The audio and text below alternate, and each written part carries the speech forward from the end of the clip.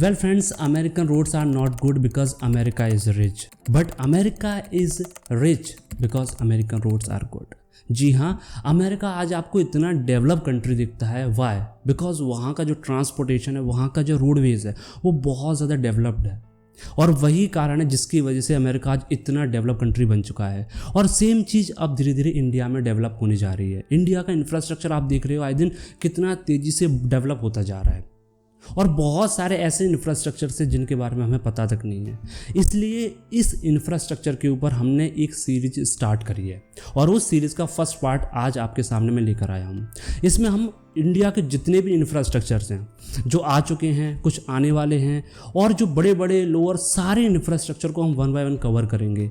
Because आप चाहे real estate investor हैं, चाहे आप एजेंट हैं, अगर आप इस बिज़नेस में भी नहीं है लेकिन फिर भी आप एज ए इंडियन आपको इंफ्रास्ट्रक्चर के बारे में पता होना बहुत ज़रूरी है, क्योंकि ये हमारी इकोनॉमी की ग्रोथ के लिए बहुत बड़ा और बहुत इंपॉर्टेंट रोल प्ले करते हैं।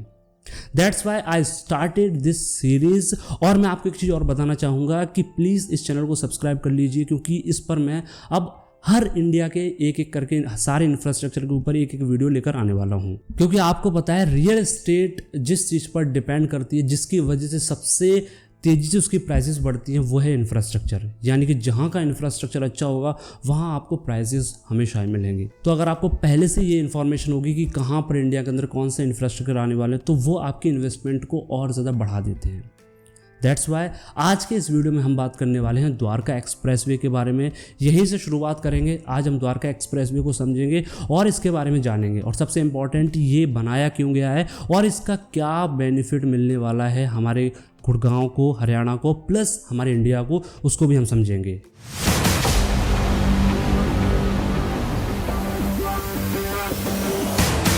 आधुनिक इंजीनियरिंग का चमत्कार, द्वारका एक्सप्रेसवे। तो सबसे पहले हम द्वारका एक्सप्रेसवे के बारे में बात करते हैं। अगर हम इस एक्सप्रेसवे की बात करें तो इसकी टोटल लेंथ 29 किलोमीटर है। ये एक्सप्रेसवे आपका NH8 गुड़गांव में खिड़की दौला टोल है, वहाँ से स्टार्ट होता है और सीधा आपका दिल्ली में IGI एयरपोर्ट को कनेक्ट करता है। अभी तक आपने सुना होगा कि दिल्ली में महिपालपुर शिव मूर्ति को कनेक्ट करता है, बट जी हाँ, आपको ये डायरेक्टली IGI एयरपोर्ट पर कनेक्ट करता है। वो मैं आपको आगे बताने वाला हूँ। अगर हम इस एक्सप्रेसवे की बात करें तो इस एक्सप्रेसवे पे सबसे बड़ा लॉन्गेस्ट स्टील ब्रिज है इंडिया का। जो इस एक्सप्रेसवे पे आप जब एक्सप्रेसवे पे जाओगे तो ट्रम्पेट फ्लाईओवर के पास एक स्टील का ब्रिज बना, which is the longest steel bridge on this expressway. इसके साथ साथ अगर हम बात करें तो इस एक्सप्रेसवे, जैसे मैंने आपको बताया कि टोटल 29 किलोमीटर का है, जिसमें से 19 किलोमीटर का जो पार्ट है वो आपका हरियाणा गुड़गांव में आता है और बाकी का 10% आपका द्वारका दिल्ली में आता है। जो 19 किलोमीटर वाला हिस्सा है गुड़गांव वाला, उसको कंस्ट्रक्ट कर रही है आपकी L&T कंपनी, और जो आपका 10 किलोमीटर का पोर्शन है जो द्वारका दिल्ली में आता है, उसको कंस्ट्रक्ट कर रही है आपकी जे कुमार इंफ्रास्ट्रक्चर। अगर हम इस एक्सप्रेसवे की बात करें तो ये एक्सप्रेसवे आपका टोटल 16 लेन एक्सप्रेसवे है, जिसमें आपका 8 लेन एलिवेटेड है। एलिवेटेड का मतलब होता है पिलर्स के ऊपर बना हुआ एक्सप्रेसवे। और आपको एक चीज़ और बताऊं, इंडिया का फर्स्ट एलिवेटेड एक्सप्रेसवे है आपका द्वारका एक्सप्रेसवे, जो कि सिंगल पिलर पर बना हुआ है। तो उस पर 8 लेन है और बाकी के इसके लेफ्ट और राइट में 4 सर्विसेज रोड है। इसको अगर हम कंप्लीटली काउंट करें तो ये टोटल आपका 16 लेन एक्सप्रेसवे है। अगर हम इस एक्सप्रेसवे पे कार स्पीड की बात करें तो आपकी जो कार है एलिवेटेड एक्सप्रेसवे के ऊपर 100 किलोमीटर पर आवर की स्पीड से चल सकती है, जो लिमिट दी गई है। और आपके जो कमर्शियल व्हीकल हैं वो 80 किलोमीटर पर आवर की स्पीड से चल सकते हैं। इसके अलावा जो सर्विस रोड है उस पर आपको लिमिट दी गई है 40 किलोमीटर पर आवर के हिसाब से। इसके अलावा ये जो द्वारका एक्सप्रेसवे वो पहला ऐसा एक्सप्रेसवे है जिसमें 4 लेवल इंटरचेंज दिए हुए हैं आपके 2 जगह पर। इसके अलावा 3 लेवल इंटरचेंज दिए हुए हैं 9 जगहों पर, 9 जगहों पर। तो ये पहला ऐसा एक्सप्रेसवे जिस पर आपको 4 लेवल इंटरचेंज दिए हुए हैं। इसके अलावा अगर हम बात करें तो इस पर 8 लेन टनल है जिसकी टोटल लंबाई 3.6 किलोमीटर है। इसके बाद आपकी 6 लेन टनल है जिसकी टोटल लंबाई, अगर मैं लेंथ की बात करूं तो वो है 2.4 किलोमीटर। आप सोच सकती हो कि इस पर आपको जो टनल्स दी जा रही हैं उनकी टोटल लेंथ लंबाई कितनी ज़्यादा है, which is also a USP of this expressway.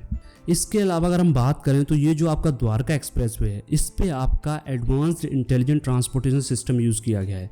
जैसे आपका advanced traffic management, toll management system, CCTV camera surveillance. यानी कि अगर हम देखें तो सारी की सारी जो चीज़ें इस एक्सप्रेसवे पर यूज़ की गई हैं वो सारी सारी हाईटेक हैं। और इसी वजह से आपने सुना होगा कि द्वारका एक्सप्रेसवे को लोग सिंगापुर की तरह कंसीडर कर रहे हैं। और आपको पता है सिंगापुर उसके एक्सप्रेसवे, उसके रोडवेज, उसके इंफ्रास्ट्रक्चर की वजह से माना जाता है। तो द्वारका एक्सप्रेसवे के आसपास का जो एरिया उसको सिंगापुर क्यों बोला जा रहा है? बिकॉज ऑफ द्वारका एक्सप्रेसवे में जो कंसेप्ट यूज़ करे गए हैं वो सारे डिफरेंट है। अब द्वारका एक्सप्रेसवे आपका 2006 से बनना स्टार्ट हुआ था एंड आपको पता है कि 2023 आ चुका है। 2024 में वैसे तो कंप्लीट हो चुका है द्वारका एक्सप्रेसवे। आज भी आप जाओगे तो वहाँ पर रोड्स पे आपको व्हीकल्स चलते हुए दिखेंगे, लेकिन कुछ लैंड इशूज़ की वजह से, कुछ लीगल इशूज़ की वजह से, कुछ ट्रांसप्लांटेशन की वजह से ये चीज़ डिले होती गई। बट फाइनली कंप्लीट बन चुका है द्वारका एक्सप्रेसवे। थोड़ा बहुत काम रह गया है। तो ये तो द्वारका एक्सप्रेसवे के बारे में इंट्रोडक्शन हुआ, द्वारका एक्सप्रेसवे के बारे में डिटेल्स हुई। अब हम इसके पैकेज जानते हैं कि ये 5 पैकेज में डिवाइड किया गया। तो वो पैकेज क्या है उनके बारे में जानते हैं। जिसमें आपका पहला पैकेज आता है दिल्ली महिपालपुर शिव मूर्ति क्लोवरलीफ इंटरचेंज से बिजवासन रेलवे स्टेशन तक। ये आपका पहला पेज है। और अगर मैं इसकी आपको लेंथ बताऊं तो वो है 5.3 किलोमीटर और इसमें टोटल कॉस्ट आई थी 1000 करोड़। सेकंड पैकेज आपका है विजवासन रेल अंडरपास से लेकर दिल्ली हरियाणा बॉर्डर तक। इसकी जो टोटल लेंथ है वो है 4.2 किलोमीटर। तीसरा जो पैकेज है आपका वो है दिल्ली हरियाणा बॉर्डर से लेकर बसई रेलवे ओवरब्रिज तक। इसकी जो टोटल लेंथ है वो है 10.2 किलोमीटर। अगर हम गुड़गांव के सेक्टर्स की बात करें तो 102, 103, 104, 105, 106, 109, 110, 111, 112 एंड 113 ये सारे के सारे सेक्टर्स जो हैं वो आपके पैकेज 3 से गुजरते हैं। यानी कि जहाँ से ये द्वारका एक्सप्रेस वे गुजरता है वहाँ पे आपको ये सारे सेक्टर्स मिलते हैं। इसके बाद जो आपका पैकेज 4 है वो आपका बसई रेल ओवरब्रिज से लेकर खिड़की दोला टोल प्लाजा तक है। यानी कि वही खिड़की दोला टोल प्लाजा जो आपका NH8 पर है वहाँ तक आपका पैकेज 4 आता है। इसके बीच में आपका एक क्लोवर लीफ भी आता है। यानी कि जैसे ही आप द्वारका एक्सप्रेसवे से आगे बढ़ते हो तो वहाँ पर आपको एक ट्रम्फिट फ्लाईओवर मिलता है। उसके थ्रू आप सीधा न्यू गुड़गांव चले जाते हो, मानेसर की साइड चले जाते हो मल्टी यूटिलिटी कॉरिडोर के थ्रू, जिसकी टोटल लेंथ जो रोड है वो 135 मीटर है। एंड जो 5वां पैकेज आता है वो है आपका महिपालपुर शिव मूर्ति से लेकर सीधा IGI एयरपोर्ट पर। ये पूरी टनल है जिस टनल के थ्रू आप सीधा IGI एयरपोर्ट पर जा सकते हो। और वहीं बीच में आपको द्वारका सेक्टर 21 का मेट्रो स्टेशन भी मिलता है, द्वारका सेक्टर 26 भी मिलता है। और ये पूरी टनल है। ये आपका पैकेज 5 है और यहीं पर आपकी UER 2 है। अब हम बात करते हैं कि ये जो द्वारका एक्सप्रेसवे वो आपका बनाया क्यों जा रहा है, रीज़न क्या है इसके पीछे, क्योंकि वो समझना हमारे लिए बहुत ज़रूरी है। अगर हम द्वारका एक्सप्रेसवे की बात करें कि इसके बनाने के पीछे कारण क्या रहा है तो सबसे बड़ा रीज़न रहा है ट्रैफिक प्रॉब्लम। जो आपका NH8 है उस पर इतना ज़्यादा ट्रैफिक होता था जिसकी वजह से गुड़गांव से आप जब IGI एयरपोर्ट जाते थे तो आपको 2 से 2.5 घंटे लगते थे।